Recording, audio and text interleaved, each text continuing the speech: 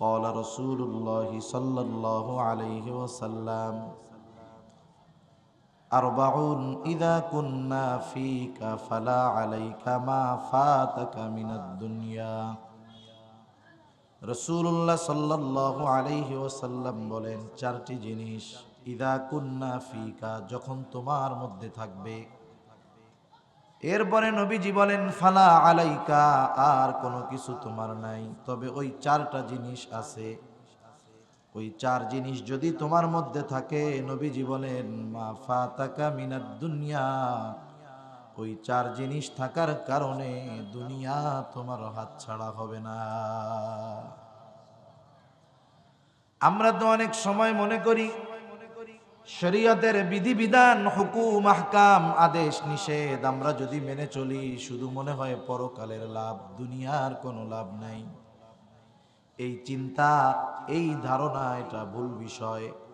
কোনো ব্যক্তি যদি পরিপূর্ণভাবে দ্বীনের উপরে চলতে পারে, শরীয়তের হুকুম আহকাম পরিপূর্ণভাবে মেনে চলতে পারে, তাহলে তার লাভ শুধু পরকালে এমনটা নয়, দুনিয়াতেও আল্লাহ রব্বুল আলামিন তার জন্য লাভ রেখে দিয়েছে। তাহলে শরীয়ত মেনে চললে, আল্লাহর হুকুম আহকাম মেনে চললে শুধু পরকালের লাভ না, দুনিয়ার লাভ আছে না নাই? এই হাদিসের মধ্যে আল্লাহর রাসূল সাল্লাল্লাহু আলাইহি ওয়াসাল্লাম আমাদেরকে চারটি গুণে গুণান্বিত হতে বলছেন। এক নাম্বার গুণ, নবীজি বলেন হিফযু আমানাতিন, আমানতের হেফাজত করা। তার মানে নবীজি আমাদেরকে বললেন আমানতদার হওয়ার জন্য। আমানতদার, কারণ আমানতদারিতা এটা হলো মুমিনের ভূষণ, আর আমানতের খেয়ানত এটা হলো প্রকৃত মুনাফিকের আলামত। রাসূলুল্লাহ সাল্লাল্লাহু আলাইহি ওয়াসাল্লাম আমাদেরকে মুনাফিকের আলামতগুলো জানায় দিয়েছেন, যাতে করে সেগুলো জানার পরে আমাদের মধ্যে যদি মুনাফিকের আলামত থাকে আমরা সেগুলো বের করে ফেলি। কিন্তু আফসোস, সমাজের অনেক মুমিনের মধ্যে মুনাফিকের আলামত আছে, বের করে ফেলা তো বহু দূরের কথা, বরং সে ওই আলামত দিন যায় তার মধ্যে ওই আলামতের প্রমাণ, প্রবণতা আরো বাড়তে থাকে। ونشهد أن لا إله إلا الله وحده لا شريك له، ونشهد أن سيدنا وسندنا وحبيبنا وطبيبنا وأولانا ومولانا محمد صلى الله تعالى عليه وعلى آله وأصحابه وبارك وسلم تسليما كثيرا كثيرا. أما بعد، فأعوذ بالله من الشيطان الرجيم. بسم الله الرحمن الرحيم.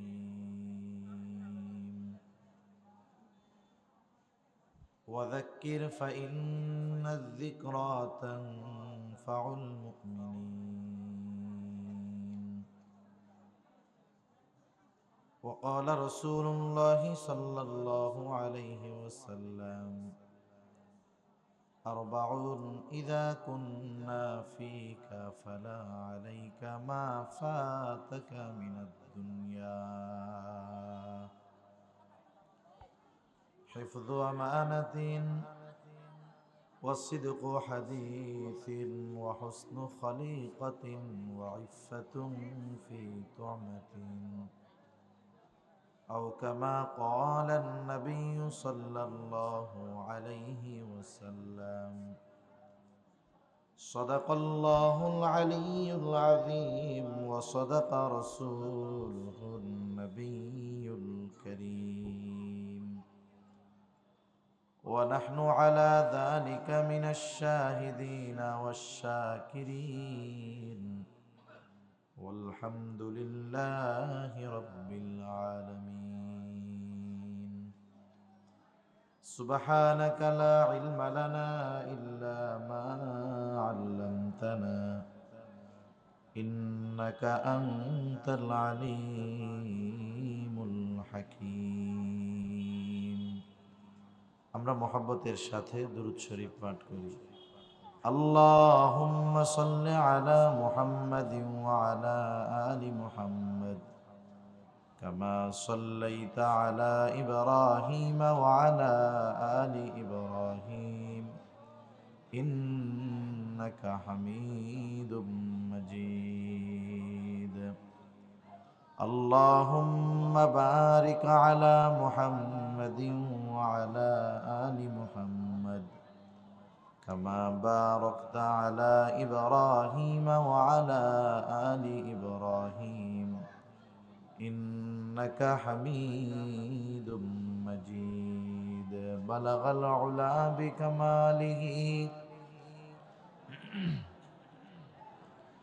حسنت جميع خصاله صلوا عليه وآله আল্লাহর মহব্বতে জবান খুলে আমরা একটু জিকির করি লা ইলাহা ইল্লাল্লাহ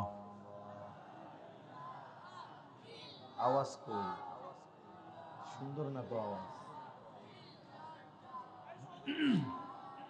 আওয়াজটা পরিষ্কার করেন ক্লিয়ার করেন কি আওয়াজে লা ইলাহা ইল্লাল্লাহ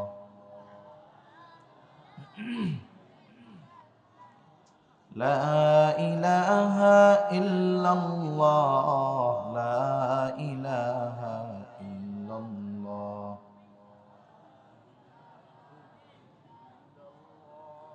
لا إله إلا الله محمد رسول الله صلى الله عليه وسلم আলহামদুলিল্লাহ ঐতিহ্যবাহী ফেনী জেলার অন্তর্গত ছাগলনাইয়া থানাধীন করইয়া মদিনাতুল উলুম ইসলামিয়া মাদ্রাসার উদ্যোগে আয়োজিত আজকের এই বার্ষিক ওয়াজ মাহফিলের সম্মানিত শ্রদ্ধেয় সভাপতি আমন্ত্রিত মুহতারাম উলামায়ে কেরাম সামনে উপস্থিত মুরব্বিয়ানে কেরাম সমবয়সী যুবক বন্ধু স্নেহের ছোট ভাই এবং পর্দার অন্তরালে অবস্থানরত সম্মানিত শ্রদ্ধেয় মা ও বোন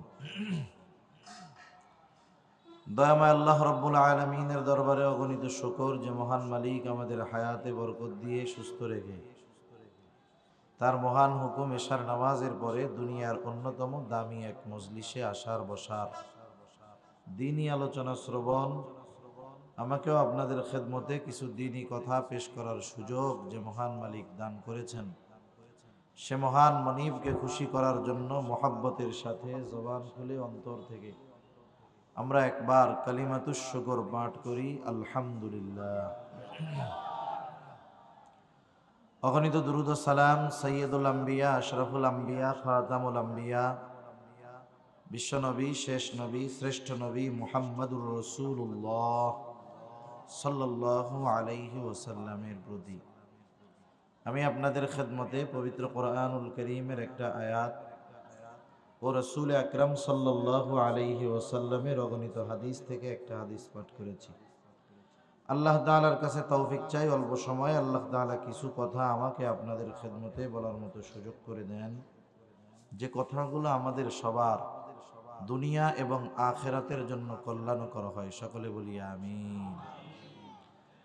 সম্মানিত উপস্থিতি, আমরা এখানে যেই জায়গাটাতে বসে আছি এমনিতেই তো এটা একটি মাদ্রাসার চত্বর, ভালো জায়গা।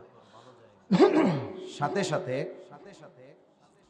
হাদিসের ভাষায় এটা হলো এখন জান্নাতের বাগান। কিসের বাগান? জান্নাতের বাগান।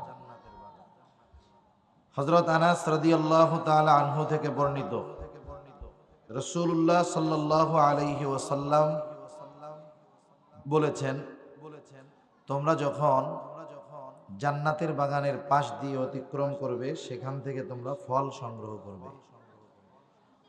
সাহাবা একরাম জিজ্ঞাসা করলো, ইয়া রাসূলুল্লাহ, দুনিয়ার জান্নাতের বাগান সেটা আবার কোনটা? নবীজি সাল্লাল্লাহু আলাইহি ওয়াসাল্লাম বললেন, দুনিয়ার জান্নাতের বাগান হলো জিকিরের মজলিস। সুবহানাল্লাহ। যদিও ওয়াজ মাহফিল শিরোনাম দেওয়া, তথাপি এটা জিকিরের মজলিস। কারণ এই জায়গায় বসে আমরা আল্লাহ তাআলার স্মরণ করি, আল্লাহ তাআলার জিকির করি। সুবহানাল্লাহ বলি, আলহামদুলিল্লাহ বলি, লা ইলাহা ইল্লাল্লাহ বলি, আল্লাহু আকবার বলি।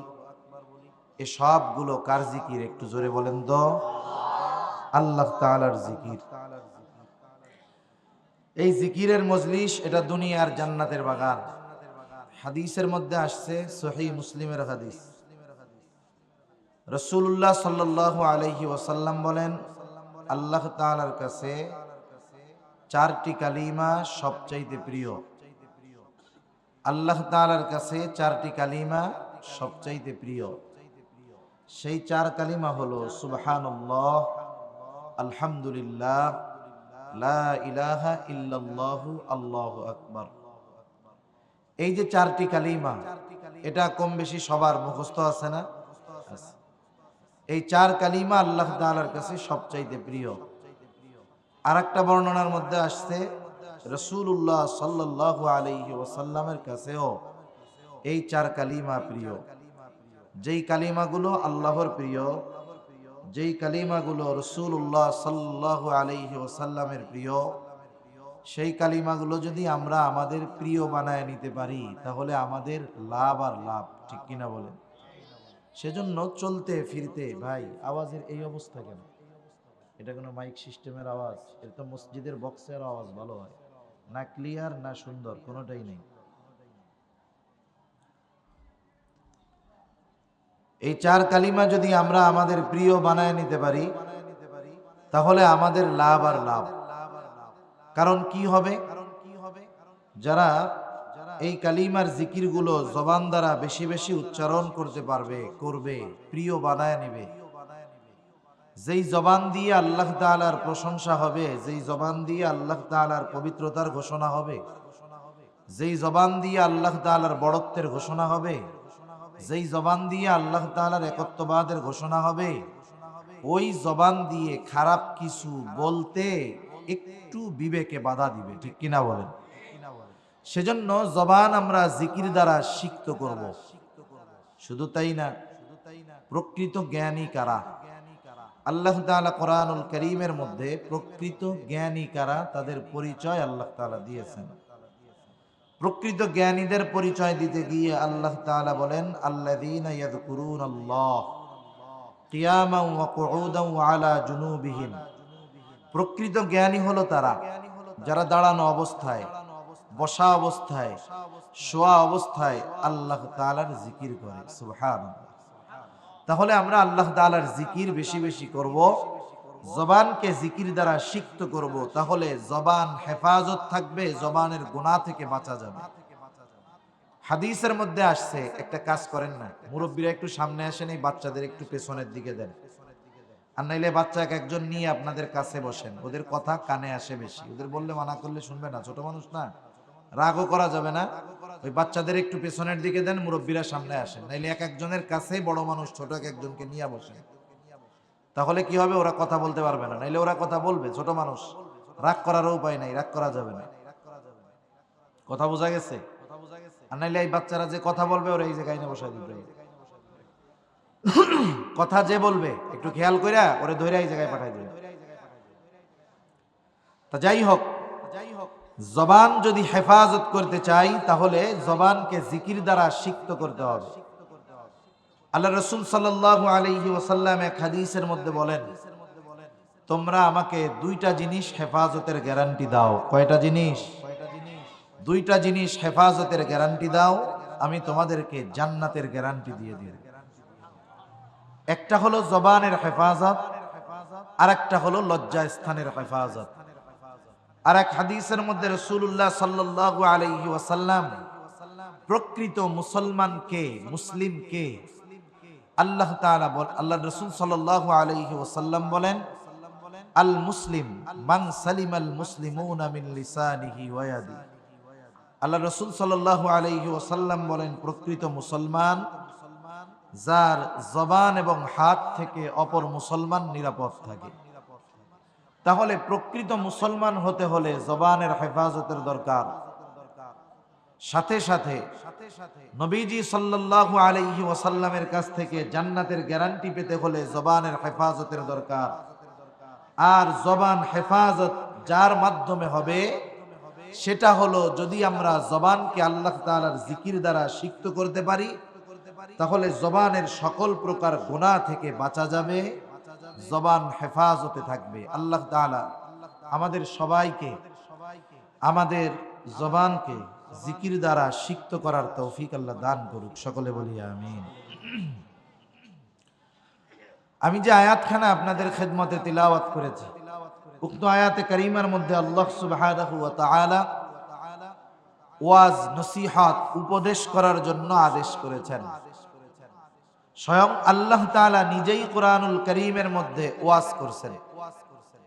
কোরআনুল কারীমে যত আয়াত আছে 500 আয়াত হলো বিধানাবলী সংক্রান্ত। বাকি যত আয়াত আছে সব আয়াতের মধ্যে আল্লাহ তাআলা জান্নাতের বয়ান, জাহান্নামের বয়ান, নবীদের ঘটনা, কখনো কখনো নির্দিষ্ট কোনো ব্যক্তির ঘটনা, উপমা, উদাহরণ, যারা আল্লাহ তাআলার আদেশ মেনেছে তাদের শেষ পরিণতি কি, যারা অবাধ্য হয়েছে, দুনিয়াতে আল্লাহ তাআলা অনেক জাতিকে ধ্বংস করে দিয়েছেন, সেই অবাধ্যদের ঘটনা আল্লাহ তাআলা ওয়াজ করে আমাদেরকে জানায় দিয়েছেন। শুধু তাই না, সাথে সাথে আল্লাহ তাআলা ওয়াজ করার আদেশও করছেন। সুবহানাল্লাহ। ভলিউম আর একটু বাড়ান, যা আছে আছে, ভলিউম বাড়ান। অনেক জোরে বলতে হয় কথা, বুঝেন না কেন? এত সুন্দর আয়োজন, সবসময় সাউন্ডটা একটু ভালো হইতে হয়, নাহলে 1 ঘন্টা কথা বললে গলা ব্যথা হয়ে যায়। আল্লাহ তাআলা কোরআনুল কারীমের মধ্যে বলেন, ওয়াযাক্কির ফাইন্না যিকরা তানফাউল মুমিনিন। আপনি ওয়াজ করেন, উপদেশ দেন, নসিহত করেন। কেন? আল্লাহ রাসূল সাল্লাল্লাহু আলাইহি ওয়াসাল্লামকে আল্লাহ তাআলা ওয়াজ করতে বলছেন। কেন ওয়াজ করবেন? ফাইন্না যিকরা তানফাউল মুমিনিন, কারণ ওয়াজ, নসিহত, উপদেশ এটা হলো মুমিনদের জন্য উপকারী। সুবহানাল্লাহ। বুজুর্গানে দিন বলেন, ওয়াজ নসিহত মুমিনের ঈমান তাজা করে, আমলের প্রতি আগ্রহ পয়দা করে। দ্বীনি মজলিসগুলোর মধ্যে যখন আমরা বসি, দ্বীনি কথাগুলা শুনি, তখন ওই কথা অনুযায়ী চলার স্পৃহা, আগ্রহ আমাদের পয়দা হয়। যেমন আপনি এক জায়গায় 2টা গাছ লাগাইলেন, একই গাছ, একই বয়স, একই জায়গা, পাশাপাশি। একটা গাছের ক্ষেত্রে আপনি যত্ন নিলেন, পানি দিলেন, সার দিলেন, যা প্রয়োজন করলেন, আর একটা গাছ লাগাইয়াই রাইখা দিলেন। যদিও 2টা গাছ হয়তো এক সময় বেঁচে থাকলে বড় হবে, কিন্তু বলেন তো, যেই গাছের যত্ন নেওয়া হলো সেই গাছের ফল, আর যেই গাছের যত্ন নেওয়া হয় নাই সেই গাছ থেকে ফল সমান পাওয়া যাবে? যাবে না। কারণ যত্ন নেওয়ার কারণে এক গাছে ফল ভালো দিবে, বেশি দিবে, যত্ন না নেওয়ার কারণে আর এক গাছে ফল তেমন হবে না। অনুরূপভাবে ওয়াজ নসিহতের দ্বারা মুমিনের ঈমান তাজা হয়, আমলের আগ্রহ পয়দা হয়, সে আমল করার জন্য নিজেকে প্রস্তুত করতে পারে। এজন্য এই ধরনের দ্বীনি মজলিসগুলা ছোট হোক আর বড় হোক, আমরা যেখানেই দেখি, আলোচক যে হয় হোক, কিছু কথা শুনবো, এতে আমাদের ঈমানের উপকার হবে। আল্লাহ তৌফিক দান করুন। আল্লাহ রাসূল সাল্লাল্লাহু আলাইহি ওয়াসাল্লাম এজন্য ওয়াজ করেছেন, সাহাবাদেরকে ওয়াজ করেছেন। হাদিসের পাতায় পাতায় নবীজির ওয়াজ আছে। আমি সেই নসিহত মাখা একটা হাদিস আপনাদের খেদমতে পাঠ করেছি। আল্লাহ রাসূল সাল্লাল্লাহু আলাইহি ওয়াসাল্লাম এই হাদিসের মধ্যে আমাদেরকে 4টি গুণ অর্জন করতে বলছেন। কয়টা গুণ? 4টা গুণ। আল্লাহ রাসূল কি বলেন? ক্বালা রাসূলুল্লাহি সাল্লাল্লাহু আলাইহি ওয়াসাল্লাম, আরবাউন ইযা কুন্না ফীকা ফালা আলাইকা মা ফাতাকা মিনাদ দুনিয়া রাসূলুল্লাহ সাল্লাল্লাহু আলাইহি ওয়াসাল্লাম বলেন, চারটি জিনিস ইদা কুন্না ফিকা, যখন তোমার মধ্যে থাকবে। এরপরে নবীজি বলেন ফালা আলাইকা, আর কোনো কিছু তোমার নাই, তবে ওই চারটা জিনিস আছে। ওই চার জিনিস যদি তোমার মধ্যে থাকে, নবীজি বলেন মা ফাতাকা মিনাদ দুনিয়া, ওই চার জিনিস থাকার কারণে দুনিয়া তোমার হাতছাড়া হবে না। আমরা তো অনেক সময় মনে করি শরীয়তের বিধিবিধান, হুকুম, আহকাম, আদেশ নিষেধ আমরা যদি মেনে চলি, শুধু মনে হয় পরকালের লাভ, দুনিয়ার কোনো লাভ নাই। এই চিন্তা, এই ধারণা, এটা ভুল বিষয়। কোনো ব্যক্তি যদি পরিপূর্ণভাবে দ্বীনের উপরে চলতে পারে, শরীয়তের হুকুম আহকাম পরিপূর্ণভাবে মেনে চলতে পারে, তাহলে তার লাভ শুধু পরকালে এমনটা নয়, দুনিয়াতেও আল্লাহ রব্বুল আলামিন তার জন্য লাভ রেখে দিয়েছে। তাহলে শরীয়ত মেনে চললে, আল্লাহর হুকুম আহকাম মেনে চললে শুধু পরকালের লাভ না, দুনিয়ার লাভ আছে না নাই? এই হাদিসের মধ্যে আল্লাহর রাসূল সাল্লাল্লাহু আলাইহি ওয়াসাল্লাম আমাদেরকে চারটি গুণে গুণান্বিত হতে বলছেন। এক নাম্বার গুণ, নবীজি বলেন হিফযু আমানাতিন, আমানতের হেফাজত করা।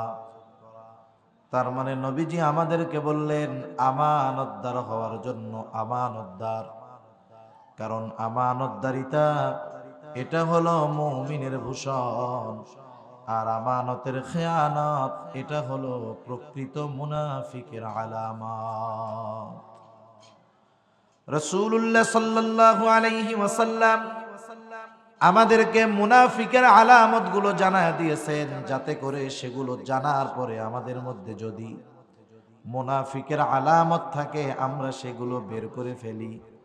কিন্তু আফসোস, সমাজের অনেক মুমিনের মধ্যে মুনাফিকের আলামত আছে, বের করে ফেলা তো বহু দূরের কথা, বরং সে ওই আলামত দিন যায় তার মধ্যে ওই আলামতের প্রমাণ, প্রবণতা আরো বাড়তে থাকে।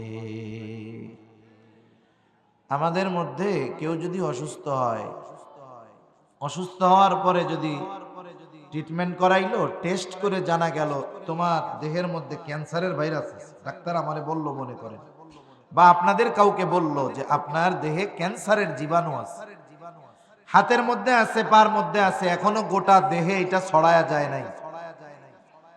ডাক্তারকে জিজ্ঞাসা করা হলো এই জীবাণু থেকে কিভাবে বাঁচা যায়, ডাক্তার বলল আঙ্গুল কেটে ফেলতে হবে। তাহলে কি হবে? এই জীবাণু আর দেহে ছড়াইতে পারবে না। বলেন তো, আমাদের মধ্যে কেউ কি এরকম আছেন? বলবেন না না, ক্যান্সারের জীবাণু গোটা দেহে ছড়ায়া যাক, আমি মইরা যাই, তবু আমার আঙ্গুল আমি কাটবো না। কেউ আছে এরকম? বরং সে বলবে ডাক্তার জীবাণু ছড়ায় গেলে কি হবে? বলে মারা যেতে পারেন, জীবন নাশের কারণ হতে পারে। এইবার রোগী বলবে ঠিক আছে, শুধু এক আঙ্গুল নয়, যদি গোটা হাড়টাও কেটে ফেলতে হয় কেটে ফেলেন ডাক্তার, আমার দেহে যেন একটুও ক্যান্সারের জীবাণু না থাকে। হাত যায় যাক, আমার জীবন বাঁচাতে হবে। অনুরূপভাবে ক্যান্সারের জীবাণু যদি দেহে ছড়ায় পড়ে, জীবন নাশের কারণ হতে পারে। আর মুনাফিকের আলামত গুলা এমন ভাইরাস, এমন জীবাণু, যেটা যদি মানুষের মধ্যে বিস্তার করে, জীবন নয় বরং ঈমান ধ্বংসের কারণ হয়ে যেতে পারে। সেজন্য মুনাফিকের আলামত গুলা আমাদের শুধু জানলেই হবে না, নিজেদের মধ্যে যদি থাকে সেই আলামত গুলাকে বের করে ফেলতে হবে। সকলের জানা এই আলামত গুলা। এরপর আমরা একটু আবার জানি, রাসূলুল্লাহ সাল্লাল্লাহু আলাইহি ওয়াসাল্লাম মুনাফিকের এক নাম্বার আলামত জানায় দিলেন, ইদা হাদ্দাসা কাযাবা। মুনাফিকের এক নাম্বার আলামত, মুনাফিক যখন কথা বলে মিথ্যা কথা বলে। দুই নাম্বার আলামত, ইদা ওয়াদা আখলাফা, ওয়াদা করলে ওয়াদা খেলাফ করে। ইদা আতুমিনা খানা, আমানতের খেয়ানত করে। আর এক হাদিসের মধ্যে একটা বৃদ্ধি সহ এসেছে, নবীজি বলেন ওয়া ইদা তাখাসামা ফাজারা, মুনাফিকের সাথে যখন কারো তর্ক বিতর্ক ঝগড়া বিবাদ হয়, মুনাফিক অশ্লীল মন্দ বকাঝকা করে। এই যে চারটি মন্দ কাজ, মিথ্যা বলা, ওয়াদা খেলাফ করা, আমানতের খেয়ানত করা, বকাঝকা করা, এগুলা মুনাফিকের আলামত ঠিক, কিন্তু সমাজে অনেক মুমিনের মধ্যে আছে না নাই? অনেকের মধ্যেই চারটাই পরিপূর্ণভাবে আছে। সেও বলে যে আমার মতো ইমানদার আর কেউ নাই, নামাজ না পড়লে কি হবে, অথচ আলামতে ভরপুর মুনাফিকের। তাহলে নবীজি জানায় দিলেন ইদা তুমিনা খানা, এটা মুনাফিকের আলামত, আমানতের খেয়ানত করা। মুনাফিকের আলামত, অন্যতম আলামত আমানতের খেয়ানত। শুধু তাই না, আমানতের খেয়ানত এটা কত জঘন্য একটা বিষয়। নবীজি সাল্লাল্লাহু আলাইহি ওয়াসাল্লাম আমাদেরকে জানায় দিলেন আমানতদারিতা এটা যে শুধু নেক আমল সম্পৃক্ত বিষয় এমন নয়, বরং আমানতের হেফাজত করা এটা ঈমানের সাথে সম্পৃক্ত বিষয়। কিছু বিষয় আছে আমলের সাথে সম্পৃক্ত, কিছু বিষয় আছে ঈমানের সাথে সম্পৃক্ত। শুধু আমলের সাথে সম্পৃক্ত বিষয় কেউ যদি না করে, ঈমান যদি ঠিক থাকে, হয়তো এই আমল না করার কারণে শাস্তি ভোগ করে এক সময় জান্নাতে যেতে পারবে। কিন্তু ঈমান সম্পৃক্ত বিষয়, এখানে যদি গাফলতি থাকে, ত্রুটি থাকে, আল্লাহ না করুন, ওই ত্রুটি যদি দিন দিন বড় হয়, সে ঈমান হারা হয়ে যেতে পারে। ঈমান হারা যদি হয়ে যায়, নেক আমল যত হোক কাজে আসবে? রাসূলুল্লাহ সাল্লাল্লাহু আলাইহি ওয়াসাল্লাম বলেন লা ঈমানা লিমান লা আমানাতা লা। নবীজি বলেন যার মধ্যে আমানতদারিতা নাই তার ঈমান নাই। যার মধ্যে আমানতদারিতা নাই তার ঈমান নেই। তাহলে আমাদের আমানতদার হওয়া কত গুরুত্বপূর্ণ একটি বিষয়, অথচ আমানতদারিতার ব্যাপারে আমাদের স্বচ্ছ ধারণা না থাকার কারণে অনেক নামাজি মানুষ খেয়ানত করতেছে, নিজে টেরও পায় না। তাহলে আমাদের জানতে হবে আমানতদার হওয়ার জন্য কি করণীয়। আমানতটাকে আমরা নির্দিষ্ট একটি গণ্ডির মধ্যে সীমাবদ্ধ বানায় ফেলছি। আমরা সাধারণত মনে করি আমানতদারিতা লেনদেন সংক্রান্ত বিষয়ের সাথে সম্পৃক্ত। কেউ আমার কাছে কোনো সম্পদ রাখলো, আমি যথাসময়ে তার সম্পদটাকে ফিরাইয়া দিলাম, আমি মনে করি আমি বড় আমানতদার। মানুষেও মনে করে হুজুর বড় আমানতদার।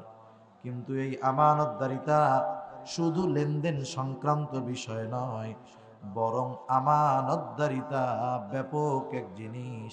এই জিনিসটাই না জানার কারণে অনেক নামাজি মুমিন ভালো মানুষ খেয়ানত করে, সে নিজেও টের পায় না। তাহলে এক নম্বরে আমানত হয় সম্পদ লেনদেনের মধ্যে। এই জন্য আমার আপনার কাছে কারো আমানত যদি গচ্ছিত থাকে, রক্ষিত থাকে, আমানত যিনি রেখেছেন তার যদি মনে নাও থাকে, নিজের থেকে দায়িত্ব হলো যে আমি নিজে তার সম্পদগুলা তার কাছে ফিরাইয়া দিব। আল্লাহ তাআলা কোরআনুল কারীমের মধ্যে আদেশ করেন, আল্লাহ তাআলা বলেন ইন্নাল্লাহা ইয়া'মুরুকুম আন তুআদ্দুল আমানাতি ইলা আহলিহা। আল্লাহ তাআলা বলেন নিশ্চয়ই তিনি তোমাদেরকে আদেশ করতেছেন, ইন্নাল্লাহা ইয়া'মুরুকুম, নিশ্চয়ই আল্লাহ তাআলা আদেশ করতেছেন। কি আদেশ? আন তুআদ্দুল আমানাতি ইলা আহলিহা, যে তোমরা আমানতটার হকদার তথা মালিকের কাছে পৌঁছায়া দাও। তাহলে আমার আপনার কাছে আমানত থাকলে, যে রাখছে তার যদি মনে নাও থাকে, আল্লাহ তাআলা জিম্মাদারি দিয়েছেন আমাদের যে আমানত তোমরা প্রকৃত মালিক হকদারের কাছে পৌঁছায়া দাও। সেজন্য শুধু আমানতদারিতার ক্ষেত্রে নয়, যে কোনো ক্ষেত্রে আমার আপনার কাছে যদি কারো সম্পদ থাকে, অর্থ হোক অন্য কোনো বিষয় হোক, যদি থাকে, আল্লাহ তাআলার আদেশ এটা আমাকে নিজ দায়িত্বে প্রকৃত মালিকের কাছে পৌঁছায়া দিতে হবে। এ আদেশটা কার? আরো জোরে বলেন না, কার এ আদেশ? আল্লাহ তাআলা। সেজন্য আল্লাহ রাব্বুল আলামিন জানায়া দিলেন, এক নাম্বার সম্পদের মধ্যে আমানতদার হতে হবে আমাদের। শুধুমাত্র লেনদেন সংক্রান্ত বিষয়ের মধ্যে আমানতদারিতা সীমাবদ্ধ নয়, কথাও আমানত হয়, কথাও আমানত হয় কথা। রাসূলুল্লাহ সাল্লাল্লাহু আলাইহি ওয়াসাল্লাম বলেন, ইযা হাদ্দাসার রাজুলু সুম্মা ইলতাফাতা ফাহিয়া আমানাতুন। নবীজি বলেন, যখন কোনো মানুষ কথা বলে আর এদিকে সেদিকে তাকায়, ফাহিয়া আমানাতুন, ওই কথাটাও আমানত হয়ে যায়। যখন কোনো মানুষ কথা বলে, কথা বলার আগে এদিকে সেদিকে ডানে বামে তাকায়, এর দ্বারা আমরা কি বুঝতে পারি? এর দ্বারা আমরা বুঝতে পারি যে ওই লোক যেই কথা এখন আমার কাছে বলবে, সে চায় না যে তার এই কথা আমি ব্যতীত অন্য কেউ শুনুক আর জানুক। ঠিক কিনা বলে? কারণ অনেক সময় অনেকে আমার আপনার কাছে এসে নিজের ব্যক্তিগত কিছু কথাও বলে, যেই কথাগুলোর সাথে তার সম্মান ইজ্জত সম্পৃক্ত থাকে। যদি এমন কোন কথা বলে যার দ্বারা রাষ্ট্রের ক্ষতি হবে, মানুষের ক্ষতি হবে, দ্বীনের ক্ষতি হবে, ইসলামের ক্ষতি হবে, ওই কথা গোপন রাখার কোনো সুযোগ নাই, বরং ওই কথা আরো বলে দিতে হবে। ঠিক কিনা বলেন? কিন্তু এমন কোন কথা বললো যেটা আমি না বললে কোনো ক্ষতি হবে না, কিন্তু বললে ওই ব্যক্তি লজ্জিত হবে, ক্ষতিগ্রস্ত হবে, এক্ষেত্রে এই কথা আমাকে গোপন রাখতে হবে। আমাদের খাসলাত হলো এর ব্যতিক্রম। কেউ যদি আমাদেরকে কোনো কথা বলার পর বলে, হুজুর আপনার কাছে কথাটা বললাম, আপনি আর কারো কাছে বললেন না, এইবার লোকটা কেমন যেন নিজের পায়ে নিজে কুড়াল মেরে গেল। লোকটা বলছে, হুজুর আপনি আর কারো কাছে বলিয়েন না, ওই কথাটা যতক্ষণ না আমি আরেকজনের কাছে বলি ততক্ষণ আমার আর ভালো লাগে না। এবার কি করে? ওই লোক যাওয়ার আগেই আরেকজনের ডাক দিয়া বলে, এই আমার কাছে ও কি বলছে জানো? বলে এটা বলছে। কি বলছে জানি না তো। বলে শোনো, এই কথাগুলো আমারে বলছে, আমি তোমাকে বললাম, তুমি আর কাউরে বইল না। আমি বললাম একজনের কাছে। সকাল থেকে দুপুর হইতে হইতে এই কথা পৌঁছায় গেছে 100 জনের কাছে। এখন বলেন তো, আমি তো মাত্র একজনের কাছে বলছি, আমার পরে বাকি 99 জনের কাছে যে কথাটা পৌঁছাইল, এজন্য আমার পরে যত জনের কাছে কথাটা পৌঁছাবে ততগুলো খেয়ানত হলো, আর প্রত্যেকের খেয়ানতের সমপরিমাণ গুনাহ আমার আমলনামায় যোগ হয়ে যাবে।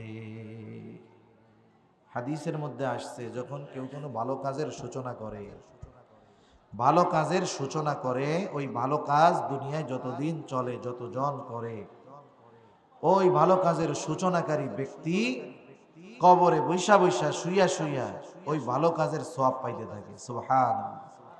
আর যখন কারো দ্বারা কোনো মন্দ কাজের সূচনা ঘটে, ওই মন্দ কাজ দুনিয়ায় যতদিন চলে, যতজন করে, সে মারা যাওয়ার পরেও চলতেছে, যতদিন চলবে, প্রত্যেকের গুনাহ সমপরিমাণ গুনাহ তার আমলনামায় যোগ হইতে থাকে। সেজন্য আমাদের কাছে যখন কেউ কোনো কথা বলবে, হেফাজত করব, আবার এই সুযোগ গ্রহণ করব না যে ওই কথার দ্বারা তার সম্মান নষ্ট করব না। কারণ আমি আপনি যদি ওই গোপন কথাটা অন্য কারো কাছে বলে তার লজ্জিত দেই, তার দোষ ত্রুটিগুলা মানুষের কাছে বলে বেড়াই, নবীজি সাল্লাল্লাহু আলাইহি ওয়াসাল্লাম বলেন, আল্লাহ তাআলা কিয়ামতের দিন ওই মুসলমানের দোষ ত্রুটি গোপন করবে যে তার অপর মুসলিম ভাইয়ের দোষ ত্রুটি গোপন রাখে। আর এক হাদিসের মধ্যে আসছে যে কেউ যদি কাউকে অপমান করার চেষ্টা করে, ওই লোকটা যদি ঘরের মধ্যেও লুকায়া থাকে, আল্লাহ তাআলা ঘরের মধ্যে থাকা অবস্থায় ওকে লজ্জিত করবেন, অপমানিত করবেন।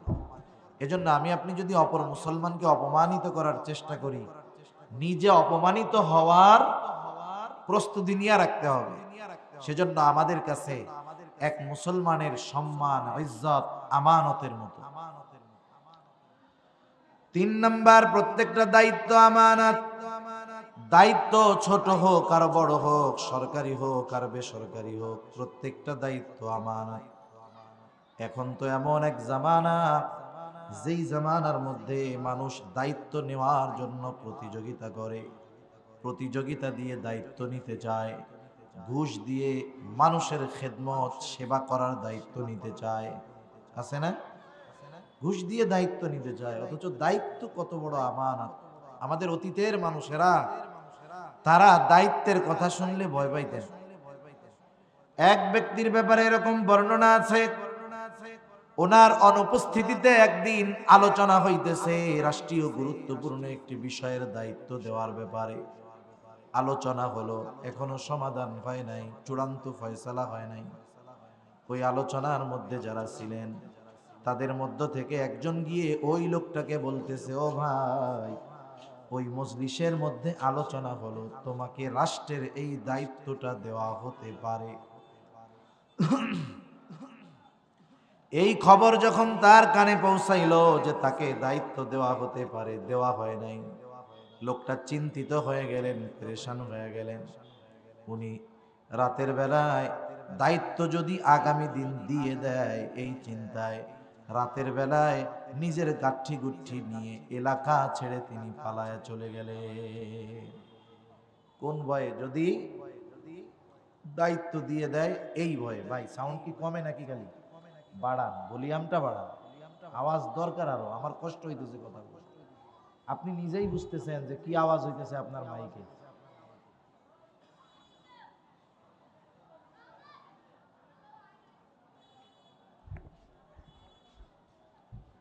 তাহলে দায়িত্ব দিয়ে দেয় নাকি এই ভয়ে সে এলাকা ছেড়ে পালায়া চলে গেছে। ইমাম আজম আবু হানিফা রহমাতুল্লাহি আলাইহি, নাম শুনছেন আপনারা? কিছু মানুষ আছে যাদেরকে না দেখলেও আমরা নামে অনেক চিনি। আমাদের কলিজার টুকরা ইমাম আবু হানিফা রহমাতুল্লাহি আলাইহি, ওনাকে খলিফা মনসুর প্রধান বিচারপতির দায়িত্ব নিতে বললেন। মানুষের মধ্যে যখন বললেন প্রধান বিচারপতির দায়িত্ব গ্রহণ করেন, সাথে সাথে ইমাম আবু হানিফা রহমাতুল্লাহি আলাইহি তিনি দায়িত্ব নিতে অস্বীকৃতি জ্ঞাপন করলেন, দায়িত্ব নিলেন না। খলিফা মানুষের সামনে প্রস্তাব দিল, খলিফার প্রস্তাব মানুষের সামনে সরাসরি তিনি প্রত্যাখ্যান করলেন। খলিফার আত্মমর্যাদায় আঘাত লাগলো। খলিফা চাবুক দিয়ে ইমাম আবু হানিফা রহমাতুল্লাহি আলাইহির গায়ে একটা আঘাত করলেন। খলিফা মনসুরের চাচা বলতেছে, মনসুর তুমি কাজটা ভালো করো নাই, তুমি ইমাম আবু হানিফার কাছে ক্ষমা চাও। খলিফা মনসুর খলিফা নিজে গিয়ে ক্ষমা চাইবে, এটা তার লজ্জার বিষয়, গায়রাতের বিষয়। তিনি তার একজন বিশ্বস্ত মানুষকে দিয়ে ইমাম আবু হানিফার কাছে ক্ষমা চাওয়ার জন্য পাঠিয়ে দিলেন। সাথে এক থলে স্বর্ণের মুদ্রা দিয়ে দিয়েছেন। বললেন, শোনো, ইমাম আবু হানিফাকে গিয়ে বলবা খলিফা তার আচরণের জন্য লজ্জিত, আপনার কাছে ক্ষমা চাইছে, মাফ করে দেন। সাথে সাথে এই সামান্য হাদিয়া খলিফা আপনার জন্য পাঠিয়েছেন, আপনি গ্রহণ করবেন। আপনি যদি এই হাদিয়াটা গ্রহণ করেন, খলিফা সুনিশ্চিত হবে যে আপনি তাকে ক্ষমা করে দিয়েছেন। লোকটা ইমাম আবু হানিফার কাছে আসছে। ইমাম আবু হানিফার কাছে আইসা সে বলতেছে যে, ইমাম সাহেব, খলিফা লজ্জিত, আপনার কাছে ক্ষমা চাইছে। ইমাম আবু হানিফা রহমাতুল্লাহি আলাইহি বললেন, আমি তাকে ক্ষমা করে দিলাম। এবার ওই লোকটা ওই স্বর্ণের মুদ্রা দিয়ে বলে, এটা আপনার জন্য হাদিয়া, খলিফা দিয়েছে, রাখেন। হাদিয়া তো গ্রহণ করা সুন্নাত, আল্লাহর নবী বলেন পরস্পর হাদিয়া দাও, তাইলে মোহাব্বত বৃদ্ধি পাবে। ইমাম আবু হানিফা রহমাতুল্লাহি আলাইহি এবার বলতেছে, ঠিক আছে হাদিয়া, কিন্তু এই হাদিয়া কি খলিফা কোথার থেকে দিয়েছেন? এটা কি ওনার ব্যক্তিগত মালিকানার সম্পদ নাকি? ওই লোকটা বলে, না, খলিফা এত ব্যক্তিগত সম্পদ কোথায় পাবে, এটা রাষ্ট্রীয় কোষাগার থেকে দেওয়া হয়েছে। বলেন তো, রাষ্ট্রীয় ধনভাণ্ডারের সম্পদের মালিক কি খলিফা নাকি সাধারণ মানুষ? মানুষের হক ওই জায়গায়, মানুষের সম্পদ। খলিফা রাষ্ট্রপ্রধান, রাষ্ট্রপতির দায়িত্ব কি? আমাদের দেশেও নিয়ম আছে, একেবারে মেম্বার থেকে নিয়ে প্রেসিডেন্ট পর্যন্ত সবার বেতন আছে না, একটা মেম্বারের একটা সম্মানী আছে না, এই সম্মানীর বাইরে 1 পয়সা বেশি নেওয়া তার জন্য বৈধ? এটা তো বৈধ না। তাদের দায়িত্ব কি? জনগণের টাকা জনগণের মাঝে সুষ্ঠুভাবে বন্টন করে দিতে হবে। রাষ্ট্রীয় কোষাগারের কিছু টাকার মধ্যে সব মানুষের হক থাকে, কিছু টাকার মধ্যে নির্দিষ্ট কিছু মানুষের হক থাকে। যেমন মনে করেন ইউনিয়ন পরিষদের মধ্যে গম আসছে, গম কার্ড ভিত্তিক কিছু মানুষ আছে না, কার্ডভুক্ত মানুষ যারা প্রতি মাসে বা 6 মাসে চাউল পায়, গম পায়। এই জায়গায় হক তো সবার নাই, সবার হক আছে নাই, কিন্তু একটা রাস্তা হবে ইউনিয়নের মধ্য দিয়ে, ইউনিয়নের সব মানুষ চলাচল করবে। ওই রাস্তা যেই টাকায় হবে ওই টাকার মধ্যে সবার হক আছে, ধনীরও আছে গরিবেরও আছে। সেজন্য কেউ যদি ওইখান থেকে 1 টাকার খেয়ানত করে, যেটা সবার হকের টাকা, 1 টাকা যদি চেয়ারম্যান সাহেব খেয়ানত করে, সে ওই ইউনিয়নের সবার সাথে খেয়ানত করবে। এইভাবে দায়িত্ব যত উপরের, খেয়ানত তত বড় হয়। তা যাই হোক, ইমাম আবু হানিফা রহমাতুল্লাহ আলাইহি বললেন, এটা কি ওনার নিজের ব্যক্তিগত সম্পদ? বলেন না, এটা রাষ্ট্রীয় কোষাগার থেকে আপনাকে দেওয়া হয়েছে। এবার ইমাম আবু হানিফা রহমাতুল্লাহ আলাইহি বলতেছেন, খলিফার এই অধিকার নাই, তিনি রাষ্ট্রীয় কোষাগার থেকে কাউকে হাদিয়া দিবেন এই অধিকার তার নাই, আপনি এটা ফেরত নিয়ে যান। লোকটা বলতেছে, আপনি যদি হাদিয়া গ্রহণ না করেন খলিফার আগান্বিত হবে, আপনি এটা রাখেন, নিজের জন্য ব্যয় করার দরকার নাই, মানুষের মাঝে আপনি সদকা করে দিয়েন। ইমাম আবু হানিফা রহমাতুল্লাহ আলাইহি বললেন, শোনো, এইটা রাখার পর আমি নিজের জন্য ব্যয় করি আর সদকা করে দেই, যেটাই করি না কেন, খলিফা মনে করবে ইমাম আবু হানিফা আমার হাদিয়া গ্রহণ করছে। সুতরাং নিজের জন্য তো রাখবই না, মানুষকে হাদিয়া দেওয়ার জন্য রাখবো না। এটা তুমি ফিরাইয়া নিয়ে যাবা, সাথে সাথে খলিফাকে বলবা যে রাষ্ট্রীয় সম্পদ এইভাবে ব্যয় করার অনুমতি নাই, আপনি যাকে ইচ্ছা খুশি হাদিয়া দিতে পারবেন না, আপনি এটা রক্ষক মাত্র, ভক্ষক নয়। এখন লোক তো গেছে ফেরত, হাদিয়া তো রাখে নাই। খলিফাকে যখন যায় বলছে, অবস্থা তো এই, মাফ করছে ঠিক, হাদিয়া রাখে নাই, বরং এইটা আরো বইলা দিছে। খলিফা বলেন তো রাগ হবে না খুশি হবে? নিঃসন্দেহে রাগ হবে। খলিফা এবার রাগান্বিত হয়ে ইমাম আবু হানিফা রহমাতুল্লাহ আলাইহিকে জেলখানার মধ্যে আটকায় ফেলল। ইমাম আবু হানিফাকে চাবুক দিয়ে আঘাত করা হতো, অত্যাচার করা হতো, জুলুম করা হতো, আর বলা হতো আপনাকে এখান থেকে ছেড়ে দেওয়া হবে শুধু আপনি যদি প্রধান বিচারকের দায়িত্বটা গ্রহণ করেন। ইমাম আবু হানিফা রহমাতুল্লাহ আলাইহির উপরে এত জুলুম অত্যাচার, এরপরেও তিনি দায়িত্ব গ্রহণ করেন নাই। ঐতিহাসিকদের থেকে 2টি মত পাওয়া যায়, 2টি বর্ণনা পাওয়া যায়। একটি বর্ণনা, ইমাম আবু হানিফা রহমাতুল্লাহ আলাইহিকে অত্যাচার করতে করতে একটা সময় যখন তাকে আর নত করা গেল না, খাবারের সাথে বিষ মিশিয়ে ইমাম আবু হানিফা রহমাতুল্লাহ আলাইহিকে হত্যা করা হলো। আর এক বর্ণনায় আসছে, ইমাম আবু হানিফা রহমাতুল্লাহ আলাইহিকে গৃহবন্দী করে ফেলা হলো। অসুস্থ অবস্থায় ইমাম আবু হানিফা ওইখানেই ইন্তেকাল করলেন। প্রশ্ন করা হয়েছে এক সময় যে এত অত্যাচার জুলুম করা হলো আপনার উপর, আপনি তো ওই দায়িত্ব নেওয়ার জন্য যেই যোগ্যতা দরকার সেটা আপনার মধ্যে পরিপূর্ণ ছিল, আপনি যোগ্য হওয়ার পরেও জুলুম সহ্য করলেন, অত্যাচার সহ্য করলেন, এরপরেও দায়িত্ব কেন নিলেন না? ইমাম আবু হানিফা রহমাতুল্লাহ আলাইহি বললেন, শোনো, ওই দায়িত্ব নেওয়ার পর হয়তো কখনো কখনো আমার কাছে খলিফার বিরুদ্ধে বিচার আসতো, মাজলুম আসতো আমার কাছে ন্যায় বিচার পাওয়ার জন্য। আমি যদি তার ন্যায় বিচার না করতে পারতাম, খলিফার বিরুদ্ধে যদি সঠিক রায় দিতে না পারতাম, ওই দায়িত্ব নেওয়ার পরেও যদি খলিফার ব্যাপারে সঠিক রায় দিতে না পারতাম, আমি ওই দায়িত্বের খেয়ানতকারী হইতাম। শুধুমাত্র খেয়ানতের ভয়ে ওই দায়িত্বটা আমি গ্রহণ করি নাই। জীবন দিয়েছে তবু দায়িত্ব গ্রহণ করে নাই খেয়ানতের ভয়ে। সেজন্য আমাদের অতীতের মানুষেরা দায়িত্বের ব্যাপারে বড় সচেষ্ট সতর্ক ছিলেন। কিন্তু আফসোস, আজকে আমাদের সরকারি দায়িত্ব হোক আর বেসরকারি দায়িত্ব হোক, আমরা আমাদের দায়িত্বের ব্যাপারে উদাসীন। বরং চিন্তা করি যত দায়িত্ব ফাঁকি দিয়ে ফায়দা হাসিল করা যায়, ঠিক না? এটা আমরা করি, এটা কিন্তু ঠিক না। কত পদ্ধতিতে করি, মিসাল উপমা উদাহরণ একের পর এক দেওয়া যাবে, কত আছে। একটা উদাহরণ দিই, প্রতিষ্ঠান যেহেতু, প্রতিষ্ঠান সংক্রান্ত একটা উপমা দেই। আমরা এক সময় প্রাইমারি স্কুলে পড়ছি। আমাদের সময় যখন কোনো শিক্ষক ক্লাসের মধ্যে কোনো বিষয় পড়াইতেন, ওনারা সর্বোচ্চ চেষ্টা করতেন ওই পড়াটা ক্লাসের মধ্যেই বুঝায় দেওয়ার জন্য।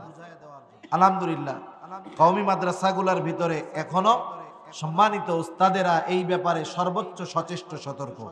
ওনারা চেষ্টা করেন ক্লাসের মধ্যেই ছাত্রদেরকে যেই পড়াটা পড়াচ্ছেন ওই পড়াটা পরিপূর্ণ বুঝায় দেওয়ার জন্য। তাই স্কুলে আমরা যখন পড়তাম বুঝাইতেন স্যারেরা, অঙ্ক বা ইংরেজি অঙ্ক করাইছেন, সবাই অঙ্কগুলো বুঝতে পারে নাই, 2-3 জন পারে নাই, বাকি সবাই বুঝতে পারছে। ক্লাসের সময় শেষ, ঘন্টা বেজে গেছে। শিক্ষকেরা বলতেন যে শোনো, সবাই তো পড়া বুঝলো, অঙ্কটা বুঝলো, তোমরা 2-3 জন বুঝলা না, তোমরা 2-2 জন ক্লাস শেষ হওয়ার পরে আর যাবা না, তোমরা সবাই চলে যাবে, ছুটি হবে, তোমরা বসবা। সবাই ছুটিতে চলে গেছে, আমরা বসে থাকতাম। শিক্ষক একেবারে নিঃস্বার্থভাবে আমাদেরকে ওই অঙ্ক, ইংরেজি হোক, যে কোনো পড়া হোক, ভালো মতো বুঝাইতেন। 10 মিনিট লাগুক, 20 মিনিট লাগুক, আধা ঘন্টা লাগুক, এরপরে আমাদেরকে ছাড়তেন। এরপরে আমরা বাড়ি যাইতাম। একটা টাকাও কোনো সময় চাইতেন না, চা খাওয়ারও আশা করতেন না। এমন নিঃস্বার্থ শিক্ষকতা একটা সময় ছিল। এই সব শিক্ষকেরাই জাতির শ্রেষ্ঠ সন্তানদেরকে গড়তে পারছে, কারণ শিক্ষকদের নীতি নৈতিকতা ভালো ছিল। যে জাতির শিক্ষকদের নৈতিকতা, আমানতদারিতা, দায়িত্ববোধ শেষ হয়ে যাবে, তার অধীনস্থ ছাত্ররা ভবিষ্যতে কি হবে আল্লাহ জানে। আমরা ছোটবেলায় কোনোদিন শুনি নাই যে ছাত্ররা শিক্ষকদের পিটাইতে পারে। এই জামানায় শোনাতক নিচের বিষয়, কত দেখি যে শিক্ষকদেরকে ছাত্ররা পিটাইয়া একবারে শোয়ায় রাখে। শোনেন না ভার্সিটি গুলার মধ্যে? কেন?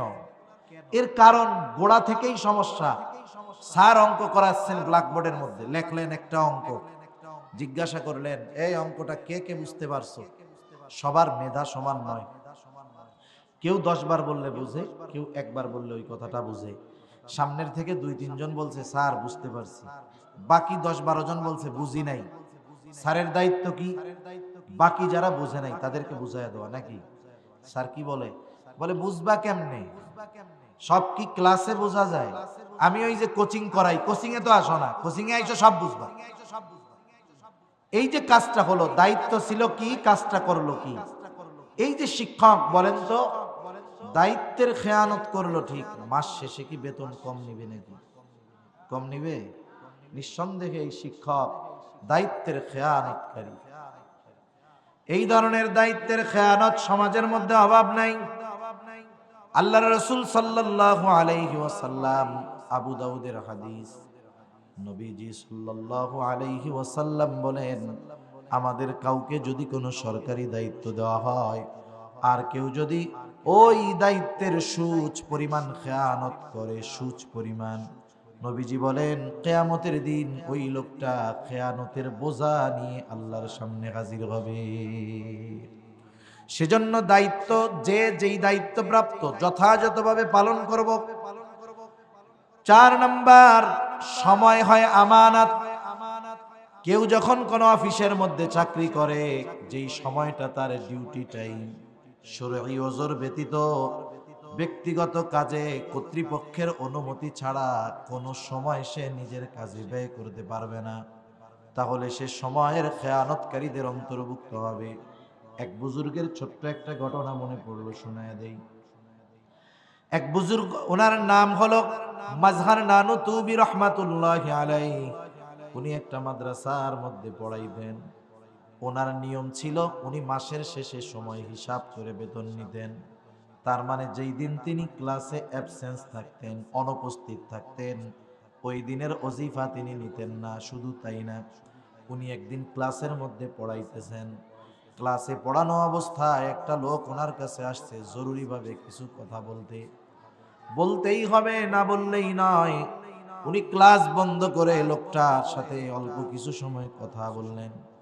কথা শেষ, উনি এইবার ডায়েরির মধ্যে, নোটের মধ্যে লিখে রাখছেন, অমুক দিন অমুক সময় অমুক ক্লাসে এই কয় মিনিট আমি আমার নিজের কাজে ব্যয় করেছি, লিখে রাখছেন। মাসের শেষে যখন ওনাকে বেতন দেওয়া হলো, ওজিফা দেওয়া হলো, উনি সময় হিসাব করে ওই কয় মিনিটের অর্থ ফিরাইয়া দিলেন। অফিস থেকে জিজ্ঞাসা করা হলো, হযরত কি ব্যাপার, এটা কি বেশি গেছে নাকি? উনি বললেন, না, এটা বেশি আসে নাই, বরং অমুক দিন অমুক ক্লাসে 10 মিনিট সময় আমি আমার নিজের কাজে ব্যয় করেছিলাম। যেই সময়টা আমি নিজের কাজে ব্যয় করেছি, ওই সময়ের বিপরীতে যেই ওজিফা, যেই অর্থ, সেটা আমার জন্য গ্রহণ করা বৈধ হবে না। কতটা সচেষ্ট, সতর্ক এই মানুষগুলো, চিন্তার বিষয়। আর আমাদের পরিস্থিতিটা কি? আমাদের তো দেশে মাঝে মধ্যে খবরে দেখি প্রতিষ্ঠানের প্রধান শিক্ষক 1 বছর ধরে উনি দেশেই নাই, কিন্তু প্রত্যেক দিন ওনার হাজিরা আছে, উনি উপস্থিত, মাস শেষে বেতনও নিচ্ছে, সব ভাতাও নিচ্ছে। কি অবস্থা চিন্তা করে দেখেন। 5 নাম্বার, শরীয়তের সকল বিধিবিধান আমানত। শরীয়তের সকল বিধিবিধান আমানাত। আল্লাহ তাআলা কোরআনুল কারীমের মধ্যে বলেন, ইন্না আরাদনাল আমানাতা আলাস সামাওয়াতি ওয়াল আরদি ওয়াল জিবাল ফাআবাইনা আন ইয়াহমিলনাহা ওয়া আশফাকনা মিনহা ওয়া হামালাহাল ইনসান। আল্লাহ তাআলা বলেন, আমি এই আমানত আসমানের কাছে, জমিনের কাছে, পর্বতের কাছে পেশ করলাম। তারা প্রচন্ড ভীত সন্ত্রস্ত হয়ে গেল, এই আমানত তারা গ্রহণ করলো না। আল্লাহ তাআলা বলেন, ওয়া হামালাহাল ইনসান, মানুষই আমানত বহন করলো। কি সেই আমানত? মুফাসসিরিনে কেরাম বলেন, সেই আমানত হলো কোরআন, সেই আমানত হলো শরীয়তের বিধিবিধান। শরীয়তের যত বিধিবিধান আছে সব আমাদের উপরে কি বলেন না, আমানত। নামাজ পড়তে হবে, আদেশটা কার? এই আদেশটা কিন্তু আমানত। এখন কেউ যদি আদেশ অমান্য করে, 1 নম্বরে আমানতের খেয়ানত করে। নামাজটা তো পড়ে নাই, এই নামাজ না পড়ার কারণে তার আবার গুনাহ আছে। তাহলে দেখেন, প্রত্যেকটা বিধিবিধান যদি আমরা অমান্য করি, আমরা আগে আমানতের খেয়ানতকারী হয়ে যাই। সেজন্য আল্লাহ তাআলার সকল বিধিবিধান আমরা মানব, এতে দুনিয়ারও লাভ, আখিরাতেরও লাভ। যাই হোক, আমানত কোন কোন জিনিসের মধ্যে হয়? 5টা জিনিস আমরা জানলাম, যথেষ্ট। আমানত হয় লেনদেন সম্পদের মধ্যে, আমানত হয় কথার মধ্যে, আমানত হয় দায়িত্বের মধ্যে, আমানত হয় সময়ের মধ্যে, আমানত হয় শরীয়তের সকল বিধিবিধান। নবীজি যেই 4 গুণে গুণান্বিত হতে বলেছেন, 1 নাম্বারটা হলো হিফযু আমানাতিন, আমানতের হেফাজত করা। 2 নাম্বার, নবীজি বলেন সিদকু হাদিসিন, সত্য কথা বলা। সত্য কথা বলা, সত্যবাদিতা মুমিনের ভূষণ। মিথ্যা বলা তো এটা মুনাফিকের আলামত। সত্যবাদীর ব্যাপারে নবীজি সাল্লাল্লাহু আলাইহি ওয়াসাল্লাম বলেন, ইন্নাস সিদকা ইয়াহদি ইলাল বির ওয়া ইন্নাল বিররা ইয়াহদি ইলাল জান্নাহ। নবীজি বলেন, নিশ্চয়ই সত্য মানুষকে পুণ্যের পথ দেখায়, কল্যাণের পথ দেখায়, আর কল্যাণ মানুষকে জান্নাতের পথ দেখায়। নবীজি বলেন, একটা মানুষ যখন সত্য বলতেই থাকে, বলতেই থাকে, একটা সময় ওই লোকটা আল্লাহ তাআলার নিকটে সিদ্দিক বলে গণ্য হয়ে যায়। আল্লাহর নিকটে সে সত্যবাদী বলে গণ্য হয়। এরপরে নবীজি বলেন, ওয়া ইন্নাল কিযবা ইয়াহদি ইলাল ফুজুর ওয়া ইন্নাল ফুজুরা ইয়াহদি ইলান নার। নবীজি বলেন, মিথ্যা মানুষকে পাপের পথ দেখায়, অকল্যাণের পথ দেখায়, আর পাপ মানুষকে জাহান্নামের পথ দেখায়। নবীজি বলেন, একটা মানুষ যখন মিথ্যা বলতেই থাকে, একটা সময় এই লোকটা আল্লাহ তাআলার নিকটে মিথ্যাবাদী বলে গণ্য হয়ে যায়। সেজন্য আমরা যদি সত্যবাদিতার উপরে থাকতে পারি, তাহলে সিদ্দিকদের কাতারে নাম চলে যাবে। আর যদি মিথ্যা কথা বলি, তাহলে আল্লাহ তাআলার নিকটে কাযযাব, মিথ্যাবাদী বলে গণ্য হতে হবে। আমরা অনেক সময় অসচেতনতার কারণে অনেক ভালো মানুষ ইচ্ছা নাই মিথ্যা কথা বলে ফেলে, ইচ্ছা নাই মিথ্যা কথা বলে ফেলে। ফোনে কথা বলতেছে, ঢাকা থেকে আসতেছে, 14 গ্রাম পার হয়ে গেছে, মহিপালের কাছাকাছি আসবে মনে করেন এই জায়গায় মাথা মুহুরীগঞ্জ বাজার। ফোন দিছে, কই আছো? আরে এই তো লালপুল পার হয়ে গেলাম, আইতেছে। এখনো আছে সেই মহিপাল 7-8 কিলো দূরে। আরো এই 7-8 কিলো এখানে আসতে পারবে কিনা, অথবা এই পর্যন্ত পৌঁছাবে কিনা, এর কোনো নিশ্চয়তা আছে? নিশ্চয়তা নাই। গতকালও দেখলাম এই যে কুয়াশা হয় রাস্তায়, হবিগঞ্জ থেকে, বিদেশ থেকে ছেলে আসছে, আত্মীয় স্বজন মা বাপ আনন্দে এয়ারপোর্টে আনতে গেছে, নোয়া হায়েসে করে যাচ্ছে, ট্রাকের সাথে সংঘর্ষ লেগে সবাই মারা গেছে। হায়াতটা তো এরকম, জীবনটা এরকম, বলা যায় না। এজন্য আমরা ফোনেও কথা বলার সময় সতর্ক থাকবো, যে আমার কথাটা মিথ্যা না হয়ে যায়। সতর্কতার সাথে কথাগুলা বলবো। একে তো মিথ্যা হলো, দ্বিতীয়ত আমরা যে কথাগুলা বলি সব কথাগুলা সংরক্ষণ করার জন্য আল্লাহ তাআলা একজন ফেরেশতা নিযুক্ত করে রাখছেন। সেজন্য মিথ্যা থেকে বাঁচবো। ছোটদের সাথেও মিথ্যা বলবো না, ছোটদের সাথেও মিথ্যা বলার কোনো সুযোগ নাই। কারণ ছোটরাও কিন্তু অনেক কিছু বুঝে। অনেকে আছে ছোটদেরকে অনেক কিছুর প্রলোভন দেয়, নিজে ঘর থেকে বের হবে, বাচ্চা ঘর থেকে বের হইতে দেয় না, বলে আমারে যাইতে দাও, তোমার জন্য খেলনা আনবো, মজা আনবো। এইবার উনি চলে গেলেন, আসলেন, কিন্তু বাচ্চার জন্য কিছু আনলেন না। একদিন 2 দিন পর হয়তো বাচ্চাটা বলবে, তুমি শুধু মিথ্যা কথা বলো, আমার জন্য কিছু আনো না। বুঝেন নাই? এই যে বাচ্চার অন্তরে এই বিশ্বাস পয়দা হলো যে আমি মিথ্যা কথা বলি, এর দ্বারা কি ক্ষতি? এই বাচ্চা বড় হওয়ার পরেও তার যার ব্যাপারে ধারণা হবে যে মিথ্যা কথা বলে, বড় হওয়ার পরেও ওর ধারণাটা থাইকা যাবে যে হয়তো আমার সাথে উনি মিথ্যা কথা বলতে পারে। এটা বাচ্চার জন্য ক্ষতি হবে। রাসূলুল্লাহ সাল্লাল্লাহু আলাইহি ওয়াসাল্লামের কাছে একজন মহিলা আসছে, মহিলার সাথে ছোট একটা বাচ্চা। ওই বাচ্চাটা মহিলার হাত থেকে ছুটে দূরে চলে গেল, দৌড়াদৌড়ি করতেছে, মহিলা ডাকে আসে না। এইবার মহিলা হাতের মুঠ পাকায়া বাচ্চার দিকে দেখায় বলতেছে, কাছে আসলে মজা দিব। এইবার বাচ্চাটা মহিলার কাছে আসলো, হাতের মুঠ খুলে মহিলা বাচ্চার হাতের মধ্যে একটা খেজুর দিয়ে দিলেন। রহমাতুল্লিল আলামিন নবীজি এই দৃশ্যটা খেয়াল করতেছিলেন। নবীজি এবার ওই মহিলাকে বললেন, মহিলা, তুমি যদি এই বাচ্চার হাতের মধ্যে কিছু না দিতা, অবশ্যই তুমি মিথ্যাবাদী বলে গণ্য হতা। এই ধরনের কাজ মিথ্যা আমরা বাচ্চাদের সাথে অনেক সময় বলি। সেজন্য মিথ্যা তো মিথ্যাই, মিথ্যা কখনো সত্য হওয়ার উপায় নাই। মনে করেন অনেকে এই কথাটা বলে, কথাটা তো সুন্দর, যে মিথ্যা বলে কাঁদানোর চাইতে সত্য বলে হাসানো ভালো। মিথ্যা বলে, সত্য বলে কাঁদানোর চাইতে মিথ্যা বলে হাসানো ভালো। হায় হায়, সত্য বলে কাঁদানোর চাইতে মিথ্যা বলে হাসানো ভালো। এই কথাটা শুনতে খুব একবারে চমৎকার কথা মনে হয়, কিন্তু মিথ্যা বলে কাউকে হাসানো, এটা ইসলাম কখনো প্রশ্রয় দেয় নাই। এ ধরনের কোনো সুযোগ ইসলামের মধ্যে নাই। এজন্য যে কৌতুক টৌতুক করে না, অনেকে মনে করে যে মানুষকে হাসানো, হাস্যরস করা, কৌতুক করা মিথ্যা দিয়ে, এটাতে মনে হয় কোনো অসুবিধা নাই। বিষয়টা এমন নয়।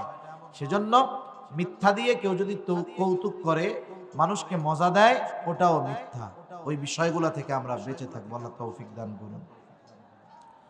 3 নাম্বার, রাসূলুল্লাহ সাল্লাল্লাহু আলাইহি ওয়াসাল্লাম বলেন, ওয়া হুসনু খলিকাতিন, উত্তম চরিত্রের অধিকারী হওয়া। উত্তম চরিত্রের অনেক দাম, অনেক দাম। আল্লাহ রাসূল সাল্লাল্লাহু আলাইহি ওয়াসাল্লামকে জিজ্ঞাসা করা হলো, ইয়া রাসূলুল্লাহ, মিজানের মধ্যে সবচাইতে ওজন হবে কোন আমল? নবীজি সাল্লাল্লাহু আলাইহি ওয়াসাল্লাম নামাজের কথা বলেন নাই, রোজার কথা বলেন নাই, হজের কথা বলেন নাই, যাকাতের কথা বলেন নাই।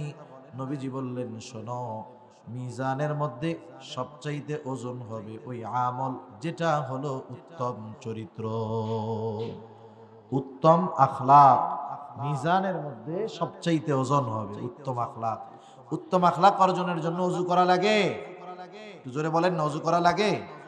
ওযু করা লাগে না, অথচ এটা মিজানে সবচাইতে ওজন হবে। আর পরিপূর্ণ উত্তম আখলাকের অধিকারী হতে হলে রাসূলুল্লাহ সাল্লাল্লাহু আলাইহি ওয়াসাল্লামের অনুসরণের কোনো বিকল্প নাই। 4 নাম্বার নবীজি বলেন, ওয়াইফাতুন ফি তুমাতিন, হালাল খাবার খাওয়া। হালাল খাবারের জন্য পূর্ব শর্ত হলো হালাল উপার্জন করা।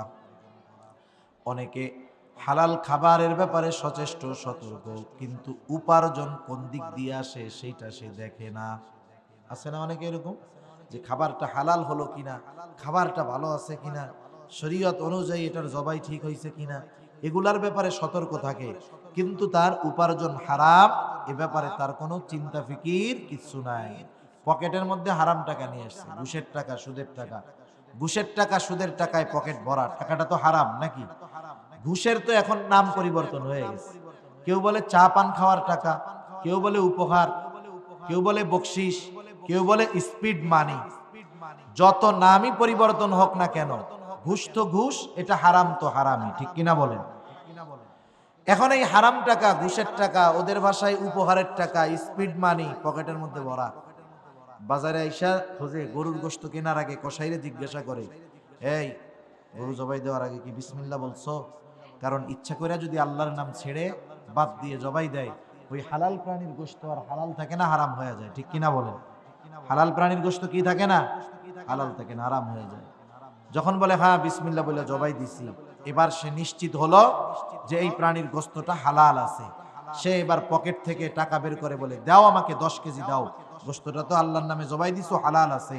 এখন বলেন, হালাল গোশত তালাশ করলো, কিন্তু পকেটের থেকে টাকাটা দিল কি? হারাম। যতই গোশত হালাল হোক, টাকা যেহেতু হারাম, তার জন্য ওই গোশতটা কেনা এটা সহিহ হয় নাই, এটাও তার জন্য হারামের মতো। সেজন্য বিষয়গুলো খেয়াল রাখা, কারণ খাবার যদি হারাম হয় বড় বড় 4টা ক্ষতি হয়। কয়টা ক্ষতি? 2-3 মিনিটের মধ্যে আলোচনা শেষ। 4টা ক্ষতি হয়। 1 নাম্বার ক্ষতি, যে হারাম খায় তার দোয়া কবুল হয় না। 2 নাম্বার ক্ষতি, যে হারাম খায় তার ইবাদত কবুল হয় না। আল্লাহ তাআলা বলেন, ইয়া আইয়ুহার রাসূলু কুলু মিনাত তাইয়্যিবাতি ওয়া'মালু সলিহা। উদ্দেশ্যই ওইটা পবিত্র খাবার, অর্থ হালাল খাবার। তার মানে খাবার যদি হালাল না হয়, আমলটা আমলে সলেহ হয় না, তার মানে কবুল হয় না।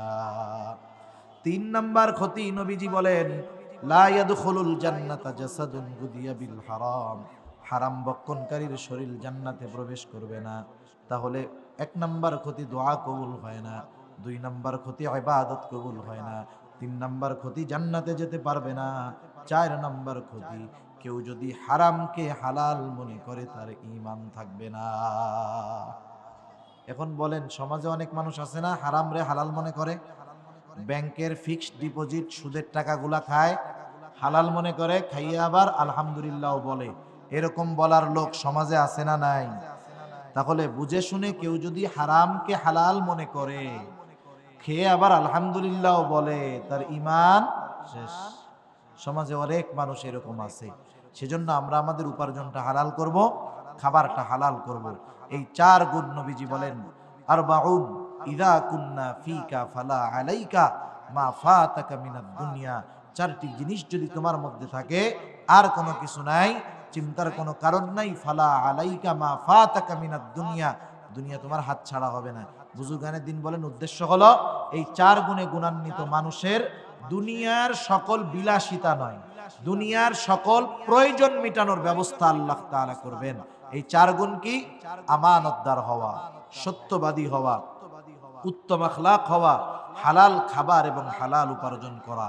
আল্লাহ তাআলা আমাদের প্রত্যেককে এই 4টা গুণ অর্জন করার তৌফিক দান করুন। সকলে বলি আমিন। ওয়া আখিরু দাওয়ানা আনিল হামদুলিল্লাহি রাব্বিল আলামিন। আসসালামু আলাইকুম ওয়া রাহমাতুল্লাহি ওয়া বারাকাতুহু।